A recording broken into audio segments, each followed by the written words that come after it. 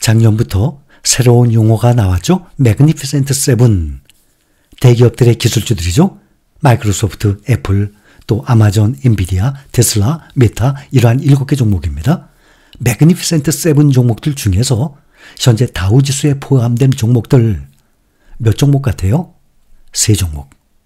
마이크로소프트, 애플, 그리고 아마존이에요. 3종목 들어가 있습니다. 그리고 주식 투자를 하지 않는 사람들이더라도 전 세계의 거의 모든 사람들이 알만한 대표적인 기업들, 그 기업들이 다우지수에 포함되어 있어요. 금융주 시가총액 1위 JP모건이죠. 약 시가총액이 790조. 삼성전자가 세계적인 기업 아니겠습니까? 우리나라에서도 월등히 1등, 아무데도 따라오지 못하는 삼성전자가 현재 463조. 그런데 금융주 시가총액 1위 JP모건이 790조니까 삼성전자의 약 1.7배의 어마어마한 시가총액이에요. 그래서 다우지수에 보면 JP모건, 또 골드만삭스, 비자, 월마트, 맥도날드, 나이키, 코카콜라. 정말 주식 투자를 모르는 사람도 누구든지 다 알아요. 월마트, 맥도날드, 나이키, 코카콜라 말이죠. IBM, 인텔, 3M, 존슨앤존슨, 월트 디즈니 이러한 종목들이 다우지수 30개 종목 중에 몇 가지 종목들입니다. 대표적인. 오늘 비록 마감지수가 아닌 장중의 역사적인 사마선을 넘어섰는데 다우지수의 역사를 다시 한번 되돌아보면 미국 증시에서 역대 최악의 주가 폭락이 1920에서 30년대 대공황 때였어요. 최악의 주가 폭락이라는 거 대부분 알고 계실 겁니다. 대공황 때 미국의 거품 붕괴, 보호무역주의 등으로 촉발된 대공황이 1929년 380에서 지금은 4만 보고 있는데 그때 380이에요. 이 다우지수가 3년 만에 1932년 7월에 얼마인가 하면 40까지 떨어졌어요. 40선대로 끌어내렸습니다. 지금 지수 4만 아닙니까? 지금 지수 4만인데 1932년 7월에 40이면 몇 분의 1이죠? 1000분의 1. 이 기간 고점 대비 주가 하락률이 89%에 달했습니다. 89%나 폭락했어요. 대공황 직전 다우지수는 호황이었습니다. 8년간 무려 5배가량이나 올랐습니다. 독일은 5년간, 프랑스는 7년간 각각 1080%, 400% 이상 급등을 했었습니다. 미국뿐만 아니라 유럽도 말이죠. 장기 호황으로 거품이 누적된 게 하락폭을 키운 요인 중에 하나였습니다. 주가 급락은 시장에 이 패닉 상태, 공황을 불러왔을 뿐만 아니라 세계 경제 침체로 번졌습니다. 세계적으로 기업 도산이 늘고 실업률이 치솟으면서 세계 경제 전체가 극심한 고통을 겪었습니다. 미국은 국민 총생산이 대공황 기간 3년 만에 반토막 50%나 감소했습니다. 민간 소비와 기업 투자는 각각 40%, 82%나 급감했어요. 실업률이 25%까지 치솟았습니다. 그래서 다우가 대공황 전 수준을 회복하는데 무려 25년이나 걸렸습니다. 그 후에 가장 최근의 주가 폭락은 2000년대 후반에 글로벌 금융 위기였죠.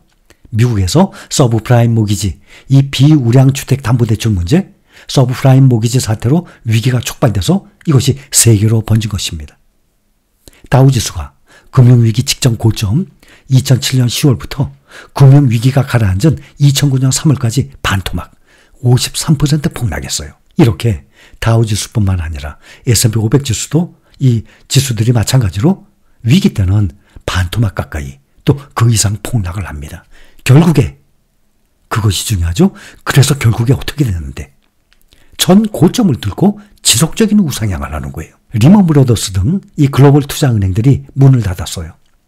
또 지금 GM, 제너럴 모터스 같은 경우 이 거대 기업들이 정부로부터 구제 금융까지 받을 정도였습니다. 상당수의 중앙은행들이 제로금리 수준까지 기준금리를 내렸을 뿐만 아니라 비전통적인 통화정책으로 꼽히는 돈풀기, 양적 완화를 돈풀기를 통해서 시장을 떠받쳤어요. 그때는 다우지수가 금융위기 전 수준을 회복하는데 5년이나 걸렸습니다. 하루 기준으로 보면 다우지수가 가장 큰 폭으로 하락했을 때는 1987년 10월 19일 블랙 먼데이. 이날 다우지수가 별다른 이유 없이 하루 만에 22%나 폭락을 했습니다. 이때 하루 기준으로 하락률은 아직도 깨지지 않고 있습니다. 하루에 22% 폭락. 근데 여러분들 보면 그 과거는 기억을 못하죠. 대부분이.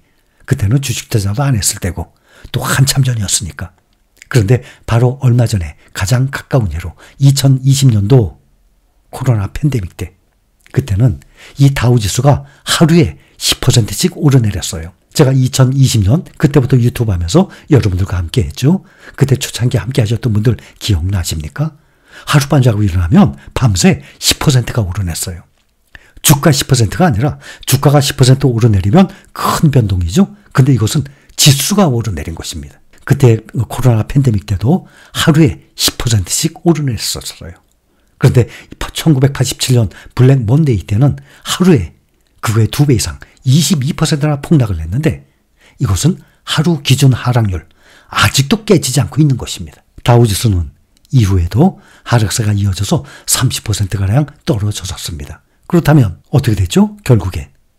결국에는 그때는 비교도 안 될 정도로 지금 4만 선 사상 최고가를 넘어선 것 아닙니까? 역사적으로.